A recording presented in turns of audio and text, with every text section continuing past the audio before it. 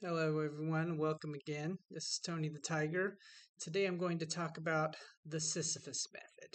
As much as I wish I could claim this was 100% my own, fact is, it just sort of came from like a prayer dreamscape kind of download thing, and I've managed to pack some of it into English, so take from that what you will.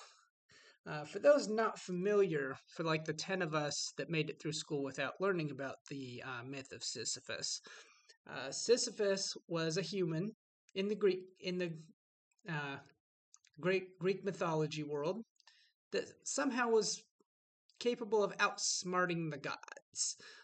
He found a way to chain death itself so that humans would never die. Pissed off Ares because Ares had all these wars with no casualties, and the gods band together to usurp him and put him through, the trip through hell and Dante's Inferno, that sort of thing. And his curse was to roll a boulder up a mountain, and the boulder was cursed to move on its own. And somehow he does it. And Zeus strikes the lightning bolt, and he is free to escape the underworld and resume his life. Um, that said, nobody ever really bothered to ask how. And I don't think the legend really explains it all that well, except pure grit and determination. Like it's just a tale of hitting the wall with your face until the wall gives in. But I don't think that's really how that works at all. And I will elaborate here. The 6 steps that came to me in the Sisyphus method is: first, you transform yourself, your body, your personhood. Second, before you ever even touch the boulder. Second, before you even touch the mountain, you transform the boulder itself.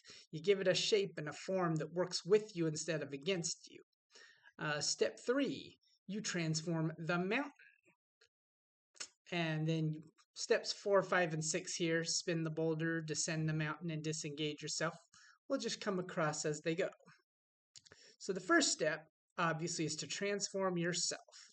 See, if you are facing some kind of uphill battle, some kind of difficulty, the first thing you need to look at is yourself. What are things you can do to equip yourself better? What are things you can do to acclimate yourself to the challenge at hand? A few examples of these include tools, hammers, leverages. Um, Honestly, I started a new job, and my first paycheck went to buying new shoes because I was going to be on my feet a lot. And being on your feet a lot means you better be equipped to be on your feet a lot. Um, Knowledge and discipline. You know, this is, you don't have to know everything about everything. The Pareto principle says, 80% of what you do affects 20% of the result and vice versa. So you want to learn that other 20%. You want to learn the least amount of the most important part of your task and role. And then for the other 80%, you learn who you can lean on, trust with to delegate the other 80% of it. You learn the timings and rhythms of your days. You get yourself a pace. And then, yes, you can always work your body out. You can do push ups or you can do workouts. You can lift weights. You can do planks. You can do just dead hangs. Depending on the kind of work you're doing and the kind of mobility you need, you want to build your strength and you want to build your mobility. These are simple things you can do to transform your body in the pursuit of this goal up the mountain. Second duty is to transform the boulder. Now, I don't know if you've ever seen an actual boulder. They're usually not perfectly round circles of rock. They're very multi-faced. It's almost like a D1000, but it caves in on itself in certain places and is very abstract and unusually shaped. Um, so what I would do in the metaphor of the mountain is I would make it look like a cheese wheel, rounded on one direction and flattened on the other, so that it's optimal for rolling and optimal for resting, the two things you need for it to do. Um, the way this plays out in real life is knowing the sequencing of steps of your processes. Is there a way you can combine two or more steps at the same time, or that you can change a couple of steps to do something more efficiently? Um, Point of performance organization. Can you make a directional flow about your day so you're not going back and forth between four different points when you can just line them up seamlessly?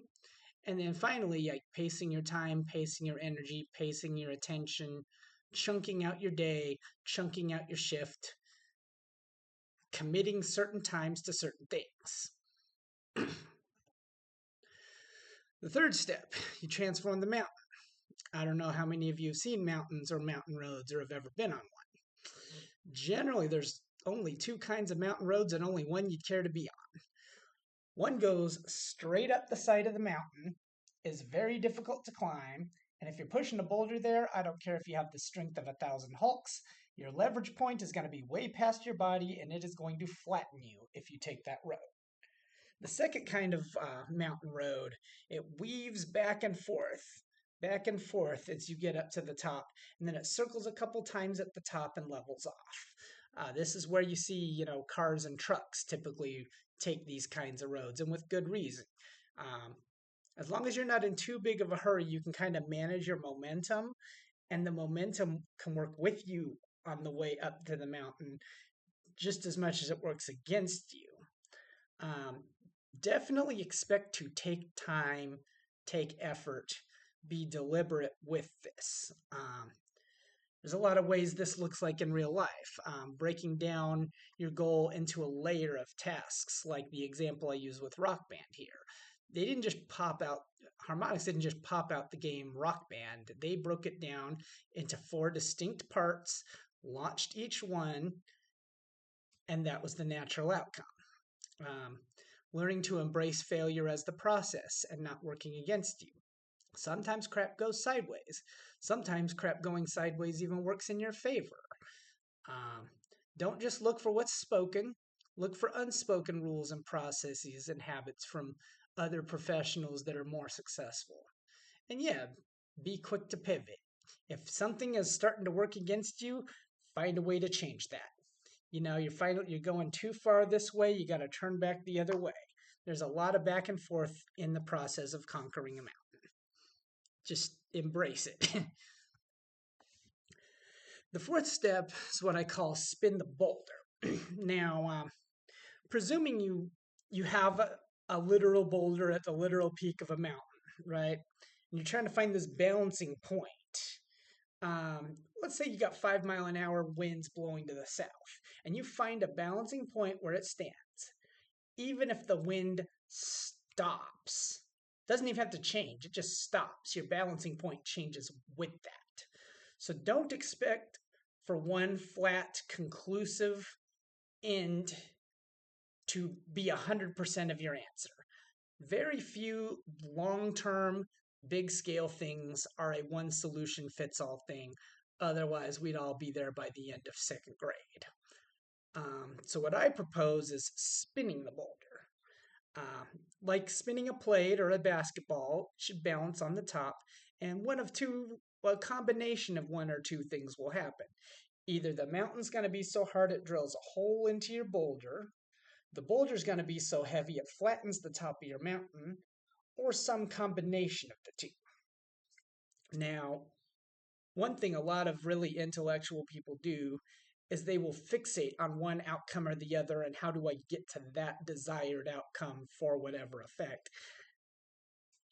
Let go of that. It really doesn't matter because the act of spinning will automatically create the most potent outcome just by the act of doing it. This is where do, don't think can come in handy. And again, sometimes you get to the point where you can sort of outsource this sort of labor and have someone spin it for you if you reach that level of respect or capacity or authority. And you should also begin your exit strategy. Descending back down the mountain. Again, You still always have the same two roads going down the mountain as you do going up. And it's a lot easier going down that straight road than it is going up it. But only if you're prepared for the momentum and the impact and you can stick that landing. Otherwise, you might just take the winding road again. Either way, the balancing at the top doesn't mean anything if you're still stuck at the top of the mountain and you're still up on that mountain. You're not going to live much of a life if you stay there. So, three things. This is a little more professional leaning, but it can apply to any other kind of situation. Once you've established a level of mastery where you're building your momentum, you're understanding your rhythms, you're always training someone to replace you. You always would rather have another person knowing what you know and doing what you do.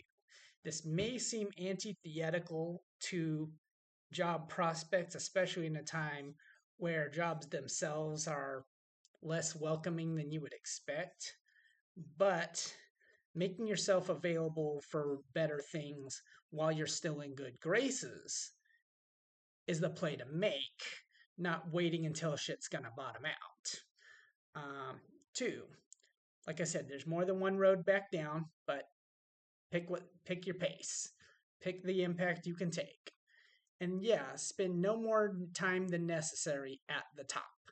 Like, you are going to have to be up there a little while. You are going to have to sustain a little while. You are going to have to formulate an exit. But start formulating that exit quick and start executing on it as soon as you can kind of get that established boulder ain't going anywhere point.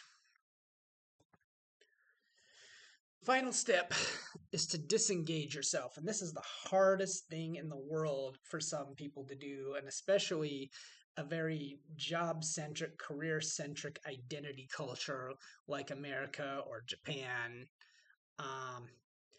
As long as your reputation, your self-worth, or your sense of identity is continually tethered to the boulder or the mountain or any part of this, you will always be trapped by it. You'll never be free by it. You'll never be free from it. Once you can establish the outcome, get disengaged and disconnected from that role, and completely sever your sense of self-worth or identity from that task, do it. Free yourself completely, disengage the outcome, and only then do you ever really get to that point of free. Now, ideally, this looks like something that continues to pay when you stop putting your hands on it, but it could take any number of forms. Those, in a brief summary, are the 6 steps of the Sisyphus Method and how to free yourself from the underworld hell of whatever mountain you're struggling against. It's metaphoric in nature, so this may hit different people different ways, but I hope it's a framework that's useful for you and that you can accomplish many of these mountains and then be free of them. Smell you later.